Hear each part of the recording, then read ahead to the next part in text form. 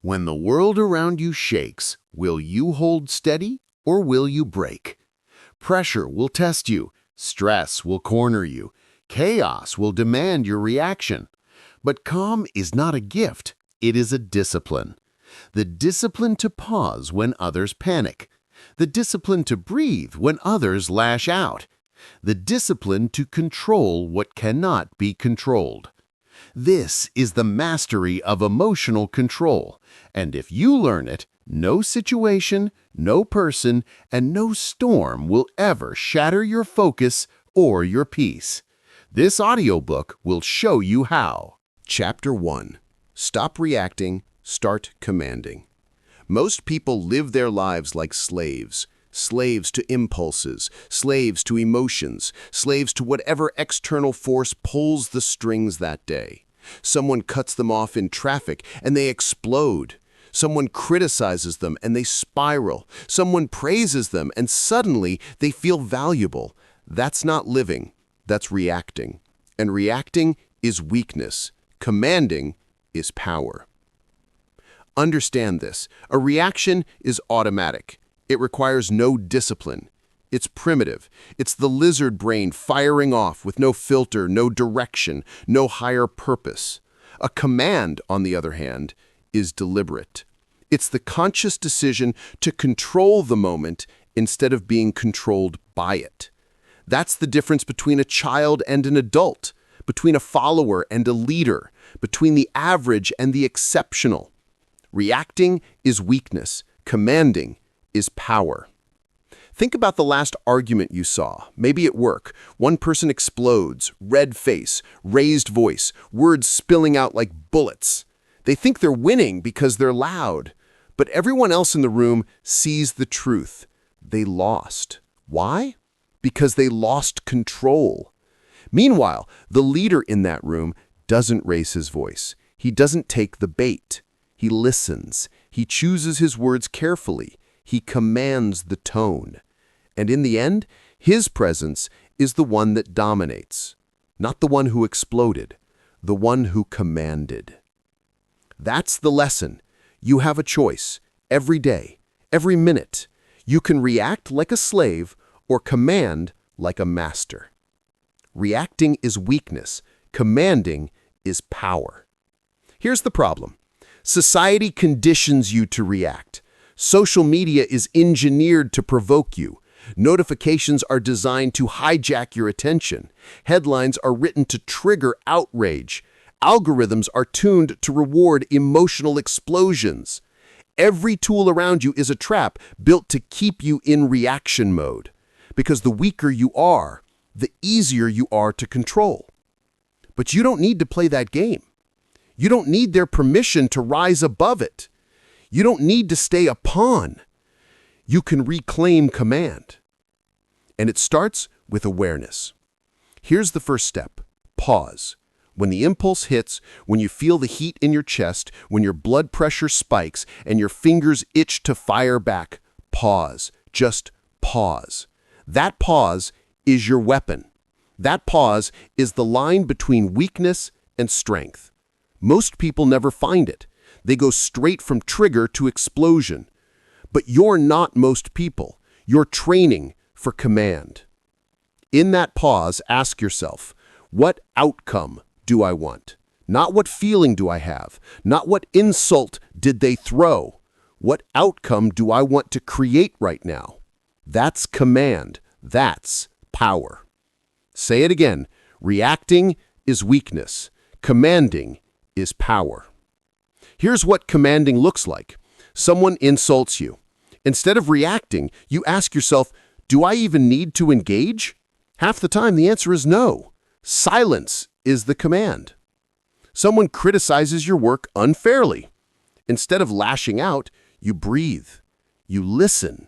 You extract the useful part of the critique. You discard the poison. That's command. Someone raises their voice. Instead of matching their energy, you lower yours. You slow down your words. You force them to follow your rhythm. That's command. Command is not passive. It's not weak. It's calculated, deliberate action. the opposite of emotional slavery. Let me be clear, you will not get this perfect. You will slip. You will react. You will lose control at times. But the more you practice, the stronger the muscle gets. The discipline of command is like lifting weights. Every pause is a rep. Every deliberate response is another plate added to the bar. Over time, your strength grows. Reacting is weakness. Commanding is power. And here's the truth. People respect command. They respect composure under fire. They respect the man or woman who doesn't get rattled, who doesn't flinch, who doesn't dance every time someone else plays the music. The world follows those who command themselves. Nobody follows the reactor. Nobody respects the hothead. But it's deeper than respect. This isn't just about image. It's about results. When you react, you give your power away. You hand control of your destiny to whoever triggered you. But when you command, you set the terms. You create the outcome. You dictate the frame. That's not just respect, that's victory. You have a choice right now, in this moment. Will you keep reacting, or will you start commanding? This is where transformation begins, not in some far-off future, not after you've read 20 more books, not after you meditate for a year. It begins today. The next time you feel the urge to react, stop, pause, command yourself. Then command the moment. That's the practice. That's the path. Reacting is weakness. Commanding is power. Here's your real-world instruction. For the next 7 days, monitor yourself. Write it down. Every time you feel yourself about to react, catch it. Even if you fail and react anyway, write it down. Track the triggers. See the patterns.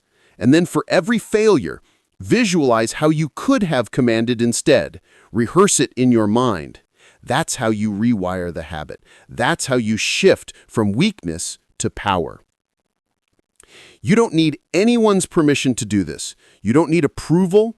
You don't need a pat on the back. All you need is the discipline to pause, the courage to choose command, and the will to repeat it until it becomes who you are. This is not about being emotionless. Don't confuse the two. Command is not suppression. Command is direction. You don't bury your emotions. You harness them. You direct them toward the outcome you choose. That's what separates masters from slaves. Slaves suppress nothing. They just react. Masters suppress nothing. They command. Reacting is weakness. Commanding is power. You want freedom? This is the first step. Because freedom is not doing whatever you feel like in the moment. Freedom is commanding yourself so that nothing outside you can dictate your state. Freedom is knowing you control your emotions, not the other way around. This is where it all begins. Stop reacting, start commanding. You've taken the first step to power, toward mastery, toward freedom. But command of your emotions is just the foundation. There's something even more valuable you must command next. Time. Because time is the true currency of your life. You mastered your fear. You began to command yourself. Now, let's talk about the most irreplaceable resource you have. Chapter 2. Own your time or lose your life. Chapter 2. Pressure is the real test of character. Anybody can look calm when the sun is shining. Anybody can look composed when their life is smooth. That's not strength. That's not discipline. That's just comfort. And comfort doesn't test you. Comfort doesn't reveal you. Pressure does. Pressure strips away the mask. Pressure exposes the core. Pressure is where the real character shows up, because character is tested where calm is most difficult. Think about athletes. On the practice field, everyone looks like a superstar. Perfect technique, perfect focus, perfect execution. But when the lights come on, when the crowd is screaming, when the score is tied and the game is on the line, suddenly, all that practice is irrelevant if the player can't stay calm. That's when nerves destroy the unprepared. That's when character, or the lack of it, shows. Think about soldiers. Training exercises are organized, structured, safe. But in combat, when bullets fly, when chaos erupts, when death is real, that's when true courage shows itself. Some freeze, some panic, some crumble. But the disciplined ones, they stay calm, they move forward, they command themselves under fire. That's character. Think about CEOs. It's easy to look like a genius when the market is booming, investors are smiling, and customers are happy. But when the market collapses, when lawsuits hit, when employees panic, that's the test. The weak leaders flinch. The strong ones keep their composure. They don't just survive, they lead. Character is tested where calm is most difficult. And here's the truth. Pressure isn't your enemy. It's your teacher. It's the fire that forges you. Pressure doesn't just reveal who you are, it builds who you must become. Steel is made in fire. Diamonds are made under pressure. That's not a metaphor. That's reality. You have a choice. When pressure comes, you can collapse, or you can command yourself. You can run, or you can rise. That's the key. Calm doesn't mean you don't feel fear. Calm means you control fear. Calm doesn't mean you ignore emotions. Calm means you direct them. Calm is not about being numb. Calm is about being in command. Character is tested where calm is most difficult. Why do most people fail under pressure? Because they never train for it. They spend their whole lives chasing comfort. They avoid discomfort. They dodge stress. They build soft habits. Then when chaos finally comes, and it always comes, they fold. But that's not you. That's not who you're becoming. You're here to build strength where most people are weak. You're here to train calm under fire. Here's how. Step 1. Step into small storms. Stop avoiding challenges, create them. If public speaking terrifies you, raise your hand. If deadlines crush you, set tighter ones on purpose. If confrontation makes you sweat, lean into it. You don't become calm by waiting. You become calm by putting yourself in pressure on purpose. Step 2. Practice the pause. Pressure speeds everything up. Your heart races, your mind spins. That's when mistakes happen. Train yourself to pause. Breathe. Force space between the trigger and the response. That pause is where discipline lives. That pause is where calm begins. Step 3. Rehearse failure. Pressure paralyzes because people fear the worst, so strip its power. Visualize the failure. Play it through in your mind. What if it collapses? What if I fail? Once you've lived the worst in your head, pressure loses its grip on you because you've already faced it. These steps aren't theory, they're training. They forge calm where calm is hardest. Character is tested where calm is most difficult. And when you master it, people notice. They trust you. They follow you. In sports, in combat, in business, in family, everybody looks for the one who stays calm when everything else is falling apart. Calm is contagious. Calm is magnetic. Calm is leadership. Think of the pilot landing a crippled plane. Think of the surgeon operating in chaos. Think of the parent holding steady when the family panics. That's not luck. That's not natural. That's discipline. That's command. You have a choice. You can react like everyone else, or you can command yourself like the rare few. And here's your instruction. For the next 7 days, don't avoid pressure, invite it. Step into one situation that raises your heartbeat. When it comes, pause, breathe, slow down, command yourself. When it's over, write it down. Document what you felt. Document what you did. Document how you'll improve next time. That's the drill. That's the discipline. You don't need their permission. You don't need their approval. You don't need perfect conditions. What you need is the will to face pressure again and again until calm becomes your default. Pressure is not punishment. Pressure is proof. Proof that you are alive. Proof that you are being tested. Proof that you are being forged into something stronger. Character is tested where calm is most difficult. This is the forge. This is where strength is built. But pressure isn't the only test. There's another one, a quieter one, a harder one. It's not about chaos. It's about stillness.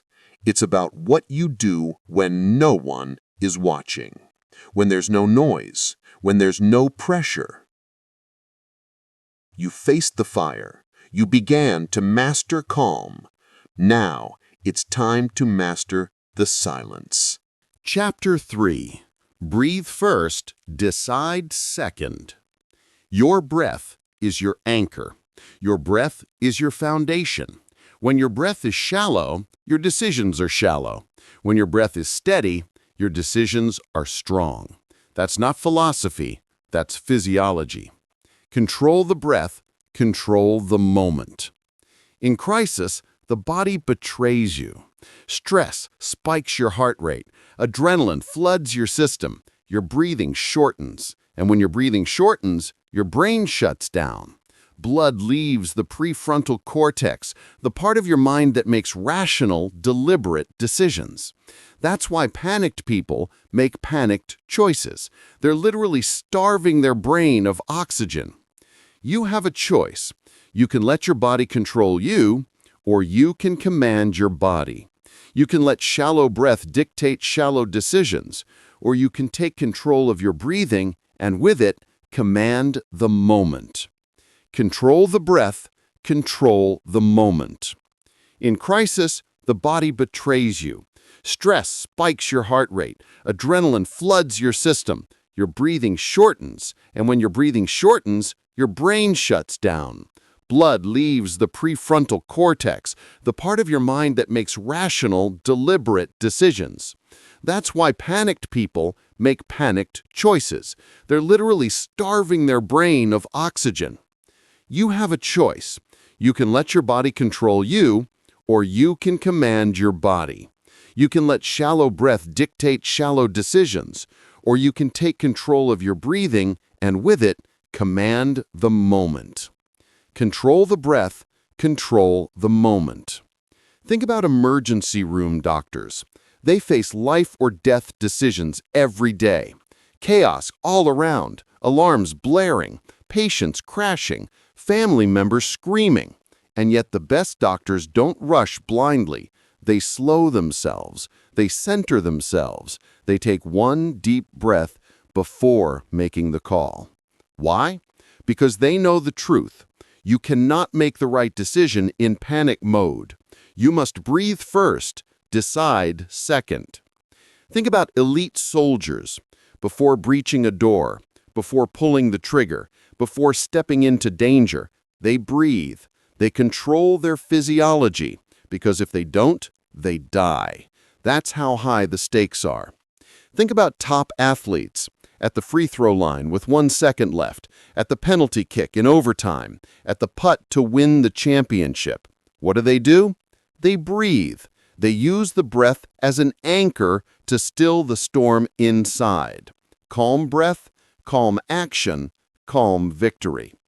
Control the breath, control the moment. Here's the mistake you make. You think decisions start in your mind. They don't. They start in your body.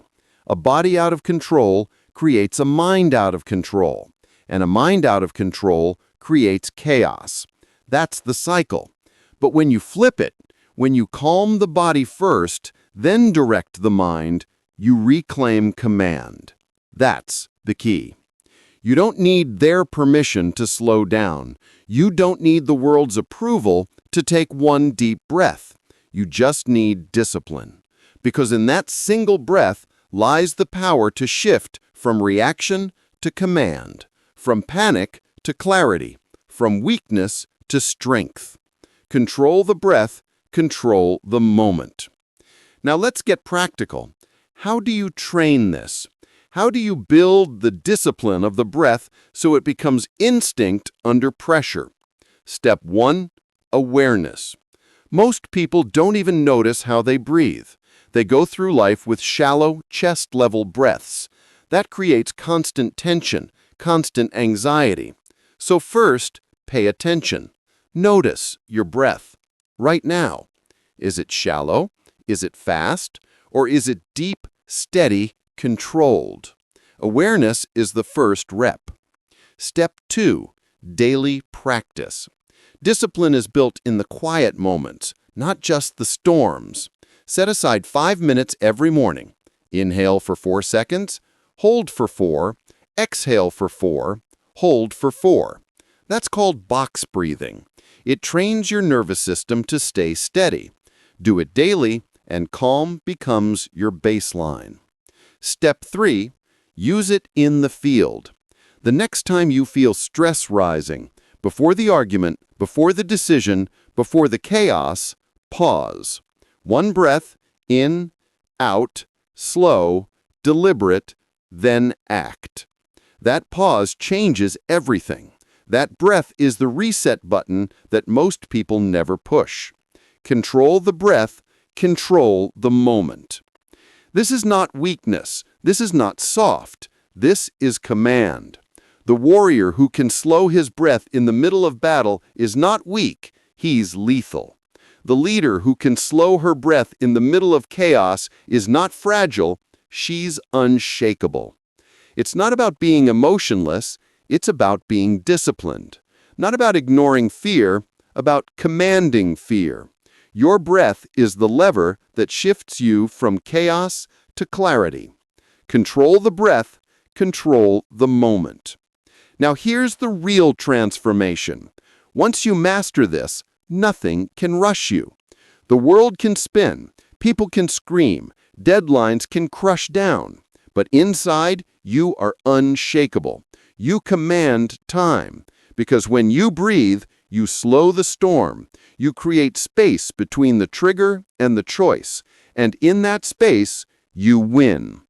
This is why great leaders seem untouchable, why great athletes seem unbreakable, why great warriors seem unflinching.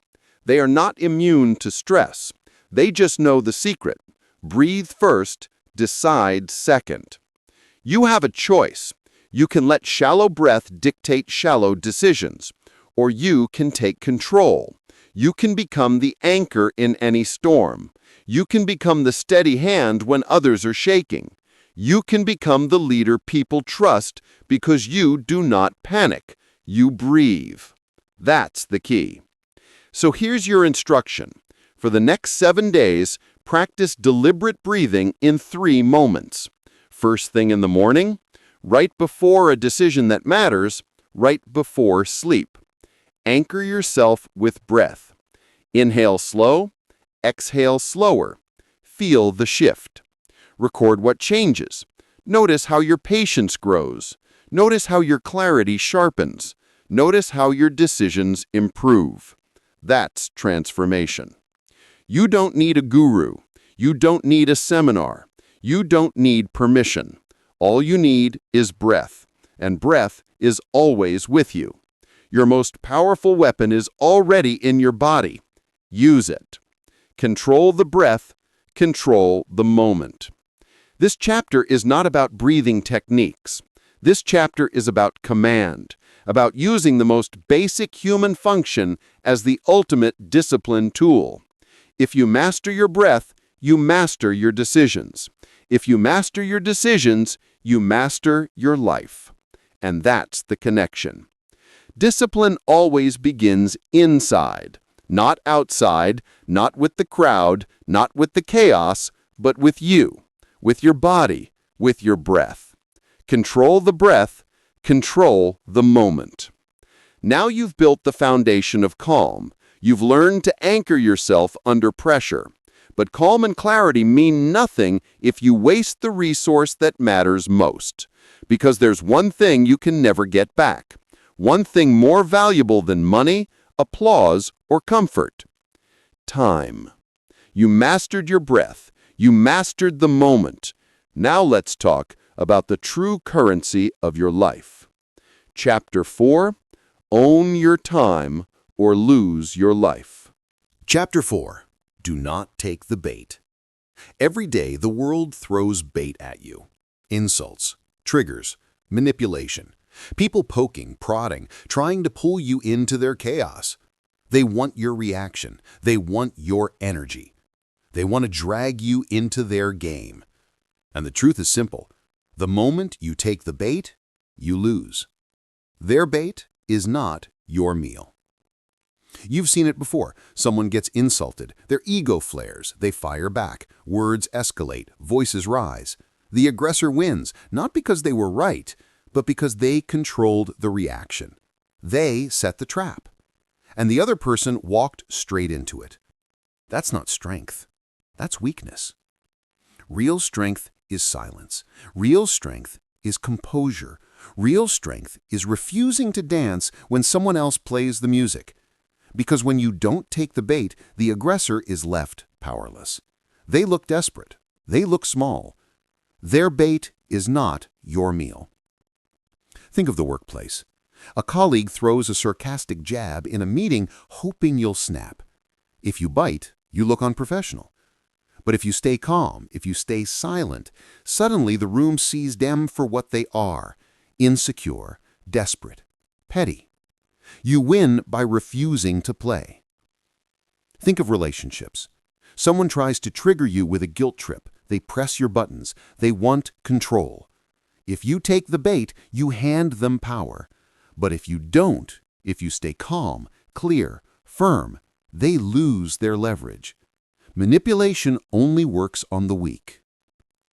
Think of social media. Trolls live on bait. They thrive on outrage. Every angry comment you type is a victory for them. Every second you waste in back and forth is energy stolen. The only way to beat them is simple. Don't bite. Their bait is not your meal. Understand this: bait is weakness disguised as strength. People who throw bait are insecure. They need your reaction to feel powerful. They need you to validate their drama. Without your reaction, they starve.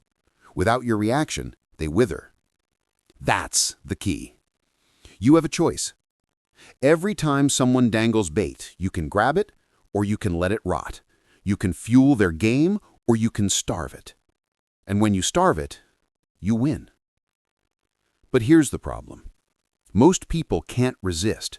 Their ego is too fragile, their emotions too raw. They confuse silence with weakness. They confuse restraint with cowardice. But let me tell you, silence is not weakness. Restraint is not cowardice. It's power. It's command. It's discipline. It's not about ego. It's about control. It's not about pride. It's about discipline. Their bait is not your meal. So how do you build this discipline? How do you train yourself not to take the bait? Step 1. Recognize the hook. Most people take the bait before they even realize it's bait. The key is awareness. The next time you feel insulted, triggered, manipulated, stop and name it. This is bait. Just that recognition gives you a pause, and in that pause, you regain power. Step 2. Master the pause. You learned in the last chapter, breathe first, decide second. When the bait comes, don't react. Breathe. Anchor yourself. One slow inhale, one slow exhale. That single breath keeps you from lunging. That single breath creates space, and in that space, you command yourself. Step 3. Choose the outcome. Before you act, ask yourself, what outcome do I want here? Do I want escalation, or do I want power? Do I want to look like prey, or do I want to look like the one in control? That clarity makes the choice obvious. Stay calm, stay composed, starve the bait. Their bait is not your meal. Here's the reality. Refusing the bait doesn't just protect you, it exposes them. The aggressor expects a fight. When you don't give it, they look foolish. The louder they push, the more desperate they appear. And the calmer you stay, the stronger you look. Silence is not surrender, it's strategy. Think of the courtroom. A skilled lawyer tries to rattle the witness with rapid-fire questions, with sarcastic tone, with bait. The weak witness snaps, the strong witness stays calm, answers clearly, refuses to be shaken. Who looks credible? The one who didn't bite. Think of a parent. A child throws a tantrum for candy. If the parent reacts, if they give in, the child learns manipulation works. But if they stay firm, calm, consistent, the bait loses power. That's discipline. Think of a negotiator. The other side insults, postures, threatens. If the negotiator reacts emotionally, they lose leverage. But if they remain calm, unshaken, the power flips. Their bait is not your meal. This is transformation, because once you master this, nobody can control you. Nobody can pull your strings. Nobody can drag you into their chaos. You become untouchable. You become the steady presence in a world of emotional puppets. You have a choice. You don't need their permission. You don't need their approval. You don't need their validation. What you need is discipline. Discipline to pause. Discipline to breathe. Discipline to let bait rot. That's the key. So here's your instruction. For the next 7 days, track your bait moments. Every time someone insults you, every time someone tries to manipulate you, every time you feel triggered, write it down. Did you bite, or did you refuse? At the end of the week, review your record. Learn. Adjust. Train yourself to starve the bait. Because bait is everywhere. At work, at home, online, in traffic. If you don't build this discipline, you'll be controlled your entire life. But if you master it, you'll walk free, calm, strong, untouchable. Their bait is not your meal. And here's the deeper truth. When you stop taking bait, you reclaim your focus, you reclaim your energy, you reclaim your time. Because every reaction costs you. Every argument wastes you. Every trigger steals from you. When you refuse the bait, you save yourself. You want power? Start here. Stop feeding the weak. Stop giving energy to manipulators. Stop handing your peace away to anyone with a sharp tongue. Their bait is not your meal. This is the discipline. This is the transformation. This is the path to freedom. Now you've learned to refuse the bait. You've learned to protect your energy, your focus, your control. But freedom isn't just about what you avoid. It's also about what you command. And the most valuable thing you must command isn't money or approval or applause. It's time. You refused the bait. You reclaimed your focus. Now let's talk about the true currency of your life. Chapter 5. Own your time or lose your life. Chapter 5. Stillness is the sharpest weapon. The world equates movement with power. Loud voices, fast decisions, endless noise. Everyone scrambling to be heard. Everyone rushing to respond. But in chaos, the one who moves least often controls the most. In chaos, stillness is not passivity, it is strategy. Stillness cuts sharper than words. Most people fear silence. They feel exposed in stillness. They rush to fill it with chatter, excuses, nervous laughter.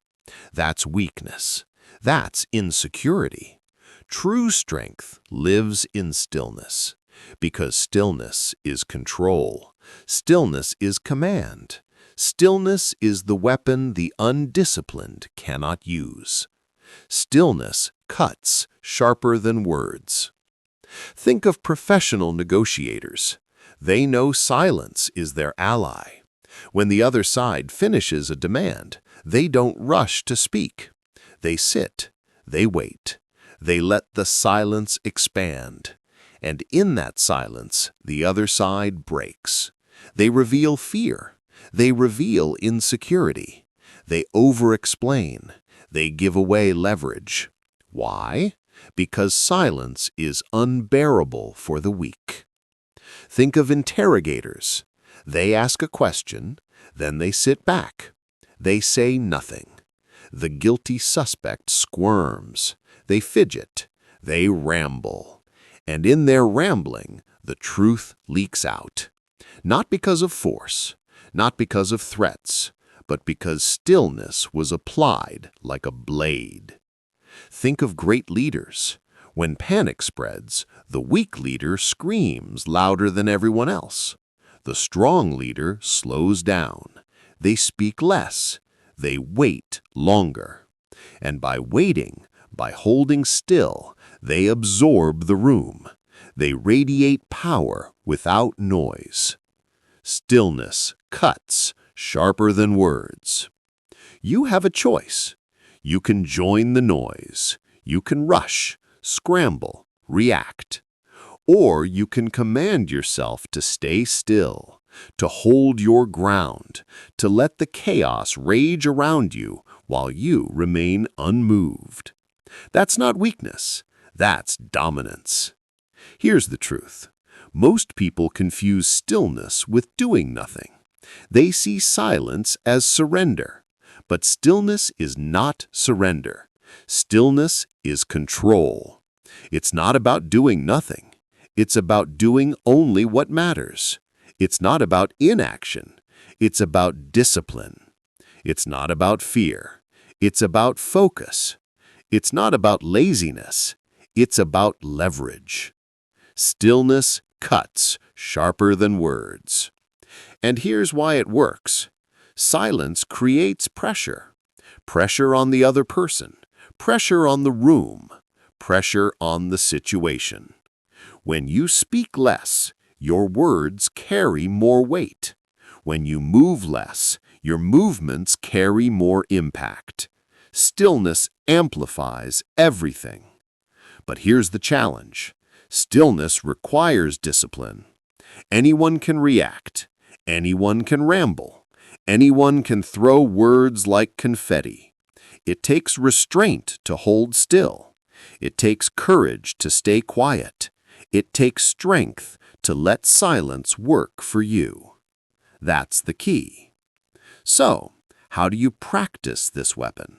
How do you sharpen your stillness? Step 1. Train your silence. In conversations, fight the urge to fill every pause. When someone finishes speaking, count to 3 before you reply. That pause will feel long to you, but to them, it feels like gravity. They will lean forward. They will fill the space, and you will see the power of stillness in real time. Step 2. Control your body. Stillness is not just silence, it's physical.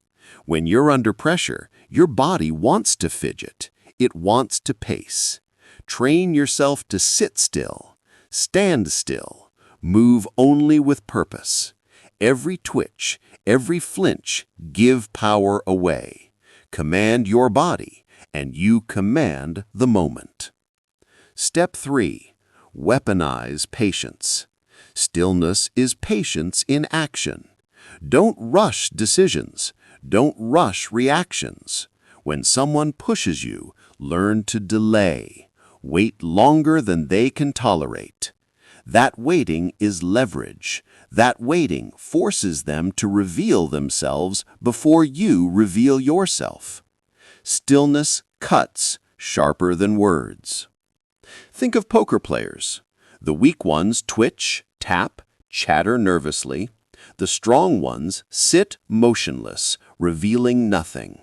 That stillness wins games worth millions. Think of martial artists. The amateur throws wild punches, wasting energy. The master stands calm, waiting, striking only once, but with precision that ends the fight. That's stillness as a weapon. Stillness is not escape, it's mastery. Stillness cuts sharper than words. You have a choice. You can waste energy in noise, or you can conserve energy in silence. You can reveal yourself with endless motion, or you can hold your ground until others break. You don't need their permission to be still. You don't need approval to go quiet. All you need is discipline. And when you master this, everything changes. Arguments end faster.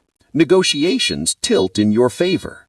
Respect rises because people recognize power when they feel it, even if they can't explain why. And nothing radiates power like stillness. Here's your instruction. For the next 7 days, practice deliberate stillness in 3 moments. In conversations, add silence after every response. In meetings, control your body. No fidgeting, no nervous movements. In arguments, hold your words back until you've paused, breathed, and chosen with precision. Record what happens. Watch how people react. Notice how silence bends the room. That's your evidence. That's your transformation. Stillness is not weakness. Stillness is not passivity. Stillness is control. The world is addicted to noise. Break the addiction. Build the discipline. Train yourself to cut sharper than words. Stillness cuts sharper than words. Now you've learned the weapon of stillness. You've learned how silence can dominate louder than noise. But stillness is only one side of control. The other side is speed. Because once you learn to hold back, you must also learn to strike fast, without hesitation, when the moment is right. You mastered silence. Now, let's master decisive action. Chapter 6. Pain is temporary. Composure is permanent. Pain feels eternal when you're in it. Pressure feels endless when it's pressing down. But the truth is simple. Pain passes. Discomfort fades. Stress subsides. What doesn't fade are the consequences of losing your composure. One moment of weakness can damage years of credibility. One emotional outburst can destroy trust that never comes back. Pain passes. Discipline remains. Think of leaders who lost control. A CEO who erupts in anger during a meeting. For him, the moment passes. He feels relief after venting. But the team doesn't forget. Trust is broken. Respect is gone. For years, people remember him not as a leader, but as unstable. His pain was temporary, but his lack of discipline left a permanent scar. Think of athletes. One bad call and they lose their composure. They scream at the referee, shove an opponent, get ejected from the game. The anger lasts seconds. The penalty lasts seasons. Pain passes. Discipline remains. Think of parents. A child pushes buttons. The parent explodes, yells, says words they can't take back. The frustration fades, but the memory of those words lives in the child's mind for years. Pain passes. Discipline remains. This is the hard truth. Your emotions lie to you. They tell you the pain will never end. They tell you you must act now, lash out now, break now, or you won't survive. But they're wrong. The pain will pass. It always passes. What doesn't pass is the damage from losing control. That's the key. You have a choice. You can endure the temporary discomfort of holding your composure, or you can give in to the urge and create permanent regret. Which will you choose? Pain passes. Discipline remains. Understand this. Composure is not about suppressing emotion. It's about mastering emotion. It's not about denying the pressure. It's about refusing to let pressure dictate your behavior. Composure is the line between amateurs and professionals, between followers and leaders, between those who crumble and those who command. It's not about pain. It's about discipline. Because here's the truth. Everyone feels pain. Everyone feels pressure. Everyone feels anger. The difference is in what you do with it. The weak break. The strong hold. The disciplined stay steady. Pain passes. Discipline remains. And this is why composure matters more than talent. Talent can win in easy times. Composure wins in hard times. The world doesn't need leaders who are calm when it's sunny. The world needs leaders who are calm when it's storming. The world needs people who can take the hit, absorb the pain, hold the line, and not break. But most don't train for this. Most let emotions dictate their behavior. Most crumble at the first sign of discomfort, and then they spend years paying for a 5-second lapse in composure. Not you. You're training for discipline. You're training for command. Pain passes. Discipline remains. So how do you build this composure? How do you train yourself to hold steady when pain comes? Step 1. Reframe the pain. When pressure hits, remind yourself, this is temporary. Literally say it in your mind. This will pass. By reframing the pain, you cut its power. You remind yourself the discomfort is short, but the consequences of losing control are long. Step 2. Anchor in the body. Pain is loud. Pressure screams. But your breath is your anchor. Breathe slow. Breathe steady. Control the body. Control the mind. You cannot think clearly in shallow breaths. You cannot hold composure in panic breathing. Anchor yourself. Step 3. Envision the cost. Before you snap, pause. Ask yourself, if I lose composure here, what damage will it cause? See the fallout. See the trust lost. See the respect gone. Feel the regret. That vision alone is often enough to hold the line. Pain passes. Discipline remains. Think about history. Generals who kept composure won wars. Those who panicked lost. Leaders who held calm built nations. Those who exploded destroyed them. Every great figure who endured pressure had one trait in common: composure. And here's the irony. When you master composure, you suffer less. Because pain without control multiplies. When you snap, when you rage, when you lose yourself, you create more pain than the original discomfort. But when you hold steady, the pain passes faster. That's the paradox.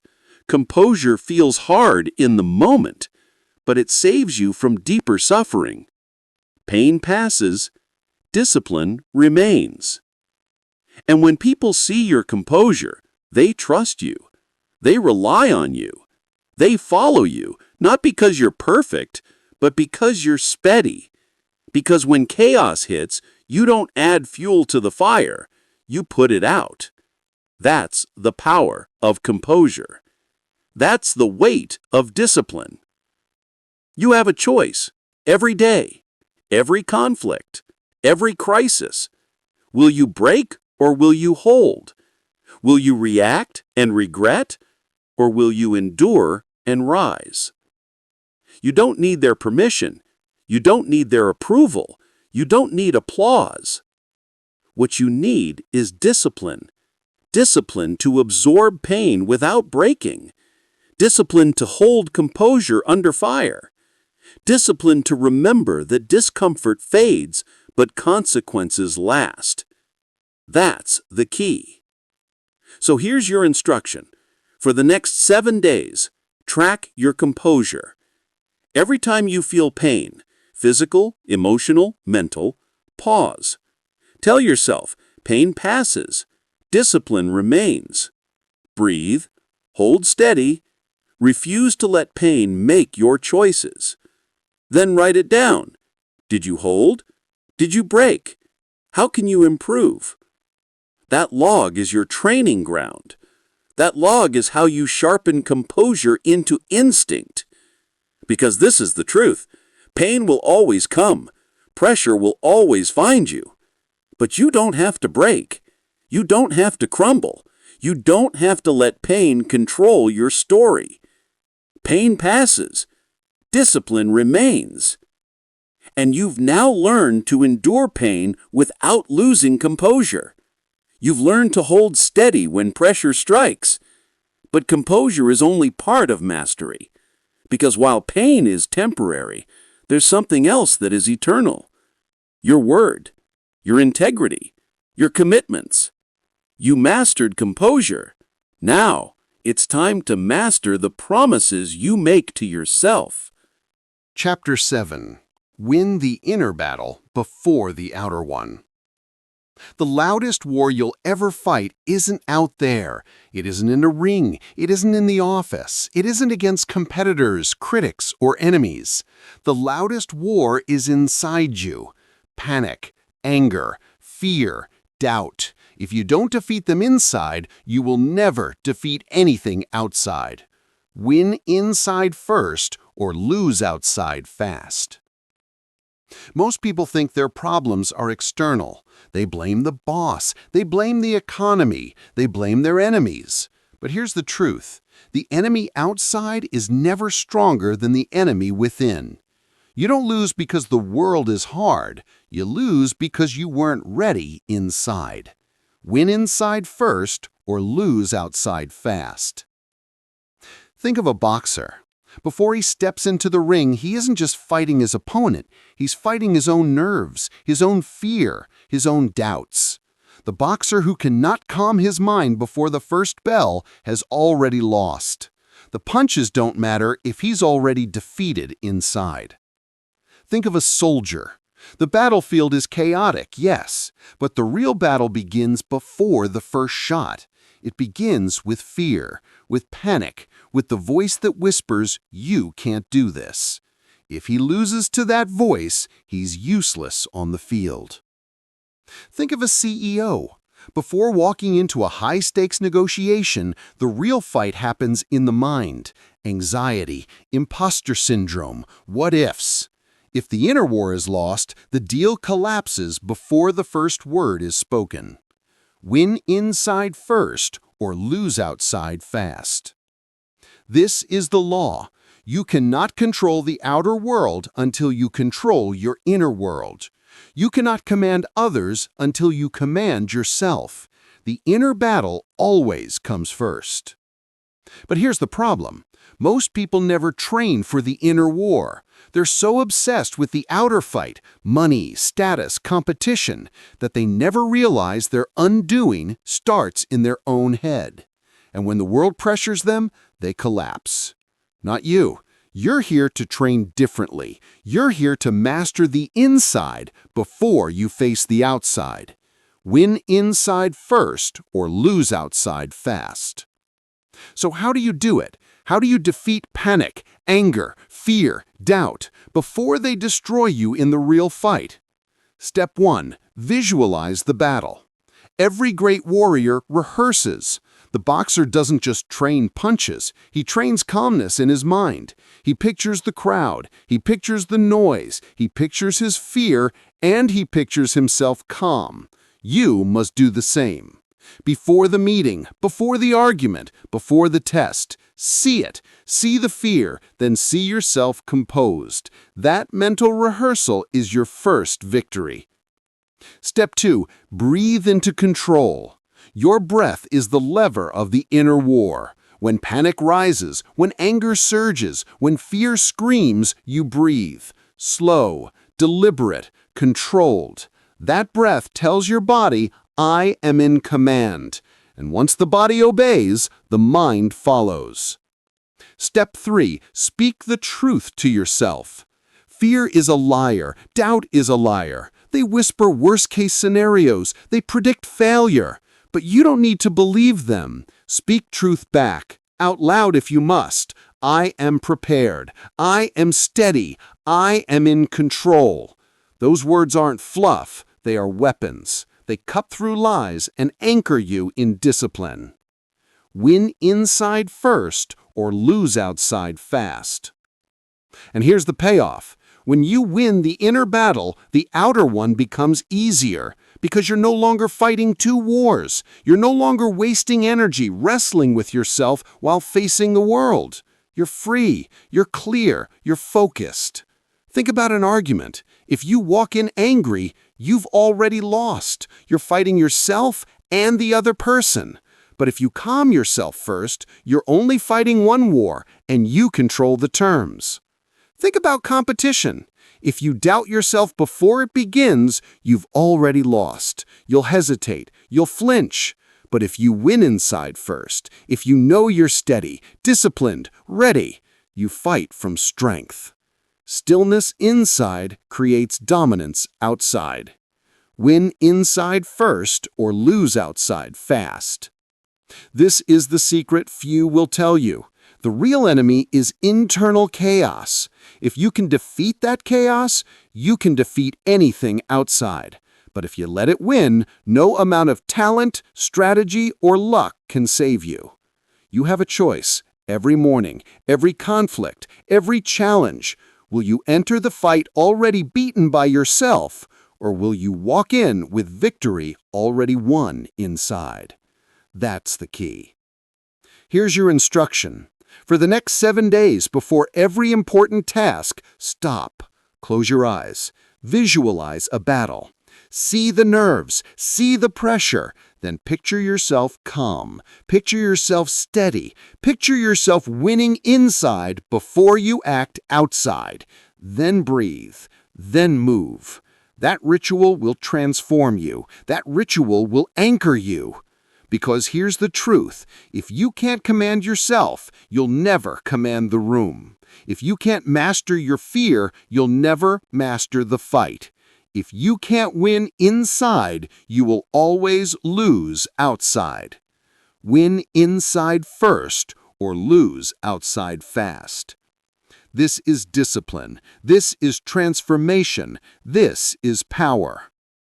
Now you've begun to win the inner war. You've learned that the true enemy is internal chaos. But victory inside doesn't just give you strength for battles. It gives you freedom. Freedom from the need for external validation. Freedom from craving applause or permission. And that freedom is the next step to real discipline. You've learned to fight within. Now, let's talk about why you don't need anyone's approval to keep marching forward. Chapter 8. The calm person owns the room.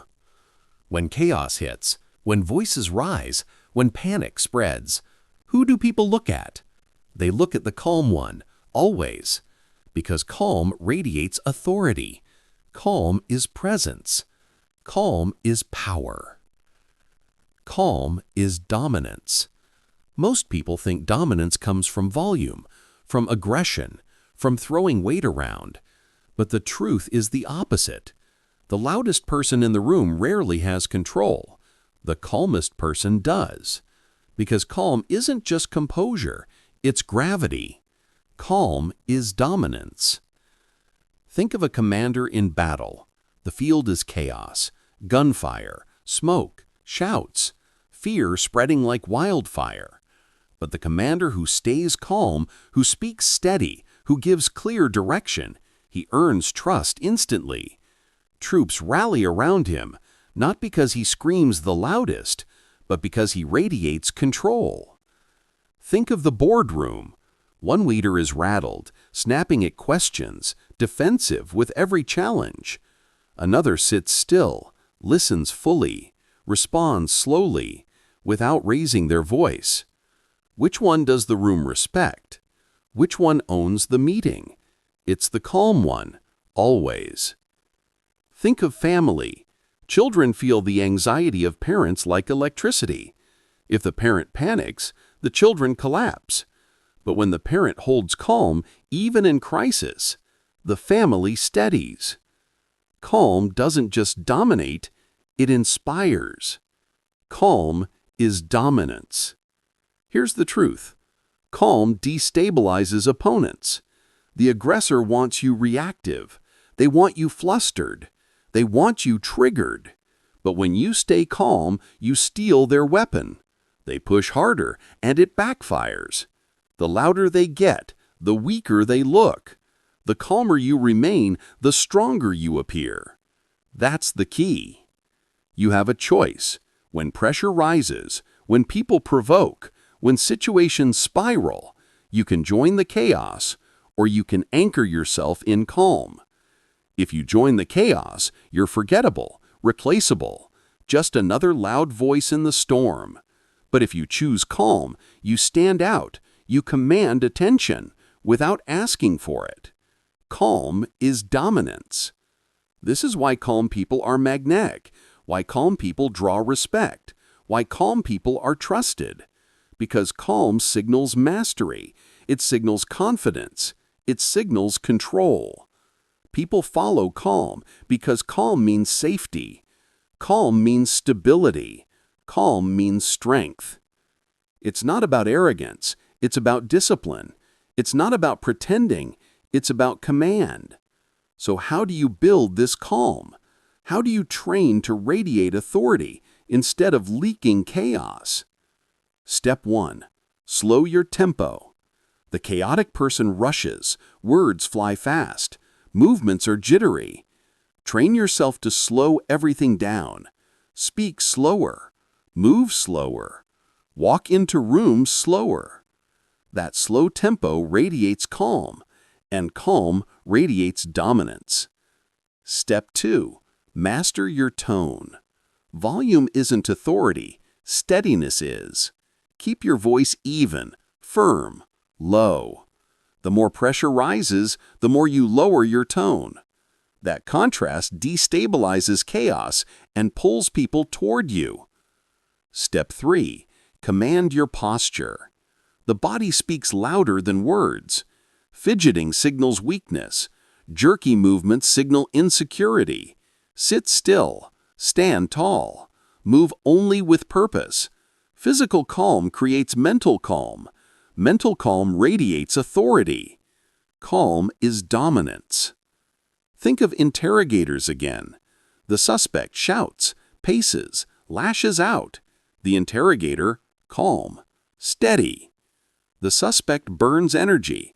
The calm one conserves it. And in time, the calm one always wins. Think of athletes. The rookie panics in crunch time. The veteran slows down. They breathe. They stay loose. They take the shot without a rush.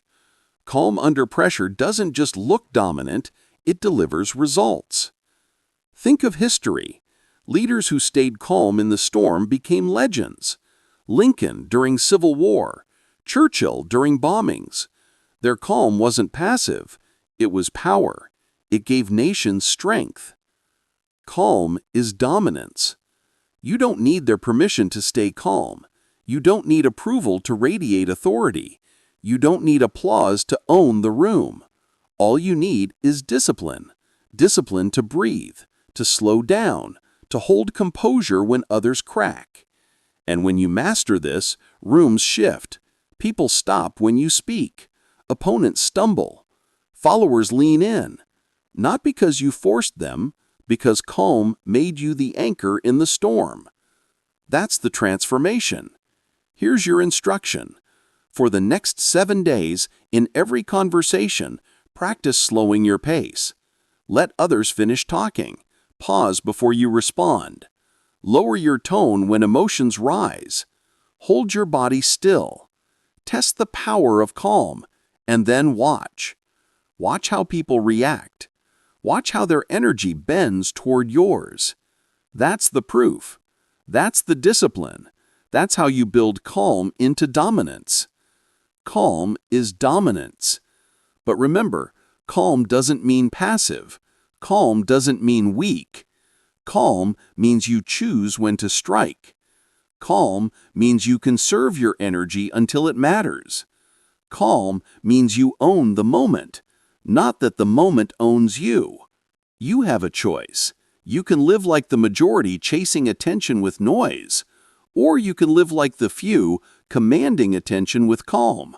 One path makes you forgettable. The other makes you magnetic. Calm is dominance. This is the discipline that separates the leaders from the followers, the masters from the amateurs, the respected from the ignored. Calm is the sharpest display of authority you can carry. Now you've learned to own the room with calm. You've learned that true power isn't in noise but in stillness and composure. But calm authority isn't the end, it's the platform. Because once you own the room, the next step is to direct it, to influence, to lead, to command, not just yourself, but others. You've mastered calm. Now, let's master influence. Chapter 9. Lead with command, not with noise. Chapter 9. Pressure is not the enemy. Your mind is. Most people blame pressure. They say the deadline broke them. They say the crisis crushed them. They say the workload destroyed them. But here's the truth. Pressure is neutral. Pressure doesn't choose sides. Pressure doesn't care. Pressure doesn't break you. Your mind does. Pressure doesn't break you. Your mind does. 2 employees face the same deadline, same workload, same clock ticking. One panics. They spiral. They freeze. They miss the deadline and blame the stress. The other thrives. They focus. They prioritize. They deliver.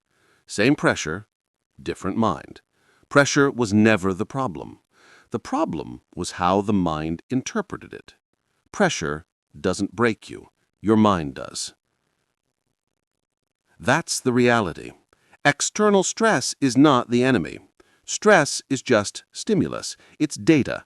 It's neutral energy. Your interpretation, your story about it, is what creates chaos or clarity, panic or focus, weakness or strength. Pressure is the stage. Your mind decides the performance. Think of athletes. The championship moment doesn't create nerves. The mind does. One player sees the crowd as suffocating. Another sees it as fuel. Same crowd, same game. Different interpretation. Think of soldiers. Combat pressure is extreme. But the soldier who says, "I'm doomed," collapses. The soldier who says, "This is the moment I trained for," rises. Same bullets, same battlefield, different mind. Think of leaders.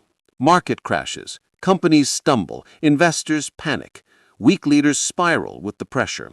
Strong leaders stay steady because their mind reframes it as, this is opportunity. This is where leadership matters most. Same crisis, different interpretation. Pressure doesn't break you. Your mind does.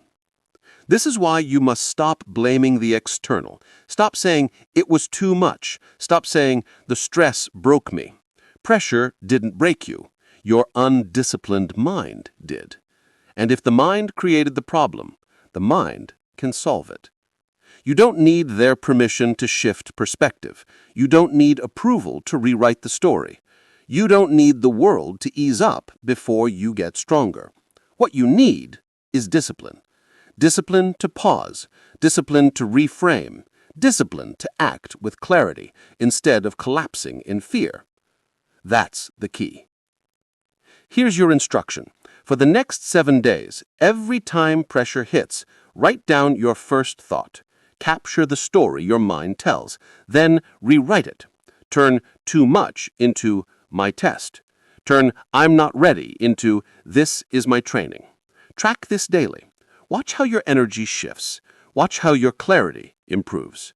Because pressure is not going away, but panic can. Pressure doesn't break you. Your mind does. And when you master this discipline, pressure becomes your ally. It sharpens you. It fuels you. It brings out your best instead of your worst. That's the transformation. That's the power. That's the difference between those who collapse under stress and those who rise to greatness. So don't fear pressure. Fear an undisciplined mind. Don't avoid stress. Avoid weak interpretations. Don't wait for comfort. Train your mind to thrive in discomfort. Pressure doesn't break you. Your mind does. Now you've learned to reframe stress. You've learned to stop blaming pressure and start commanding your mind. But mastering pressure is only part of the path. Because once you stop crumbling under stress, you must learn to stay consistent when life gets easy. And consistency, more than intensity, is what builds unbreakable discipline. You reframed pressure. You disciplined your mind. Now let's talk about the one habit that separates the weak from the unstoppable. Chapter 10. Discipline Today. Mastery Forever. Everyone wants mastery in the crisis. Everyone wants to stay calm in the storm, strong in the fight, and steady in the chaos. But here's the truth. Mastery doesn't appear in the crisis. Mastery is built long before. Calm under pressure isn't born in the battlefield. It's forged in daily training. Train small, win big. Most people wait until the world is on fire before they think about discipline.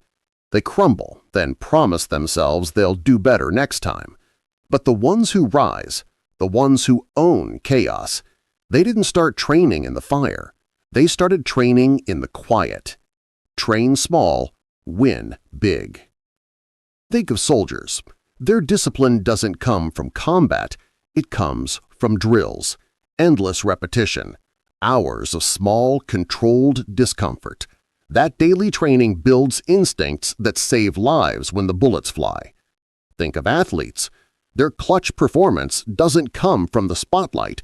It comes from early mornings, grueling practices, unseen discipline.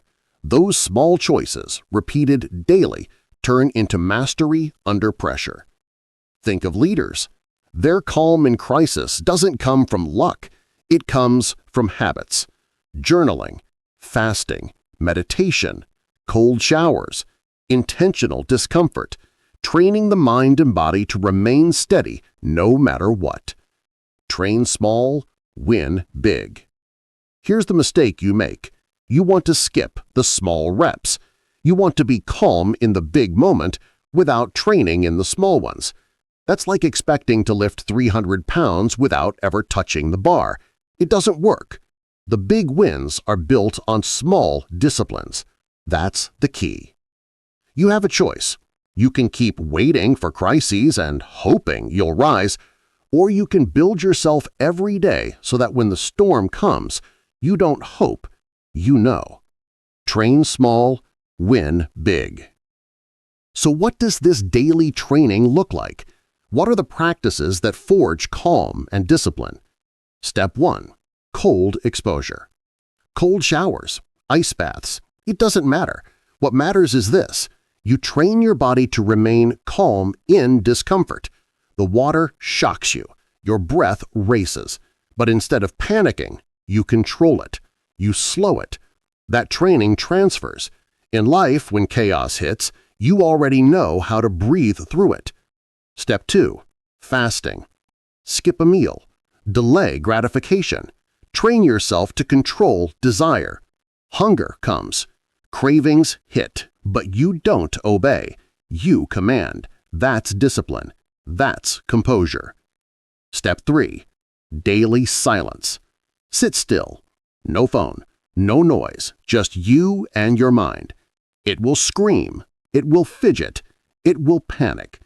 Train yourself to stay calm in the silence, because if you can't sit alone with yourself, you'll never stay calm in chaos. Step 4. Physical training. Push the body daily. Run. Lift. Sweat.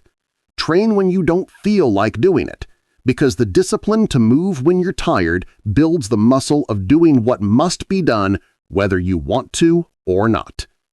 Train small, win big. These practices aren't random.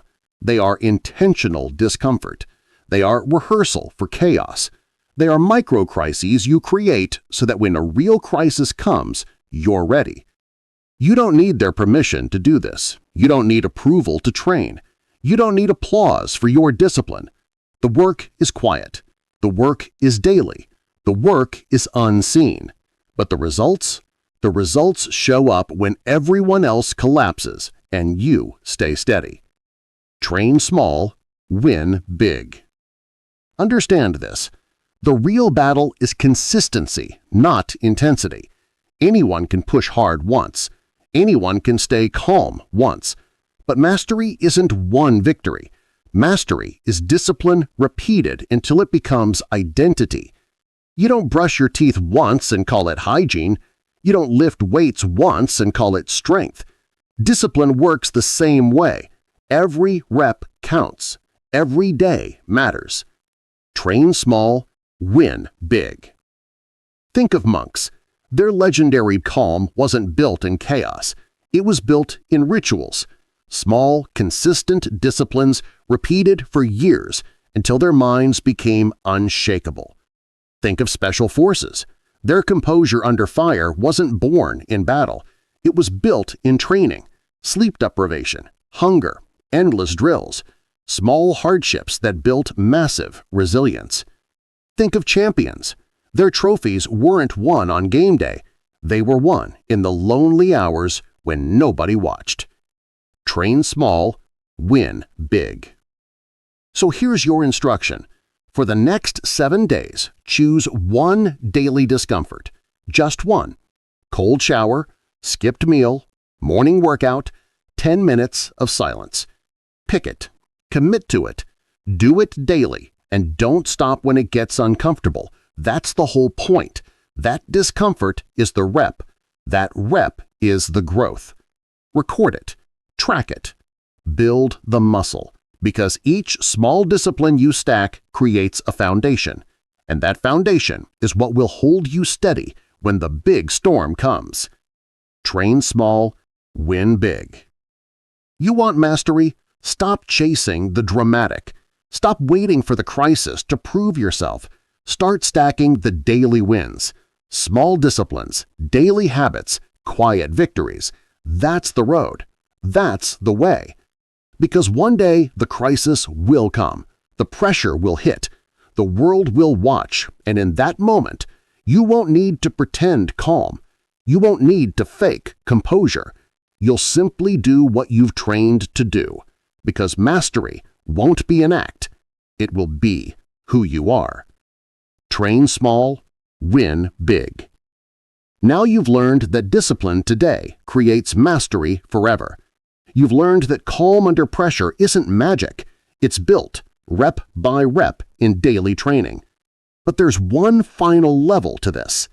Discipline and mastery aren't just about surviving storms.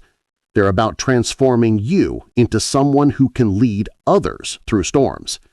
You train small. You built strength. Now, let's talk about the highest form of calm, using your discipline to lift others. You have learned that calm is not an accident. It is a discipline.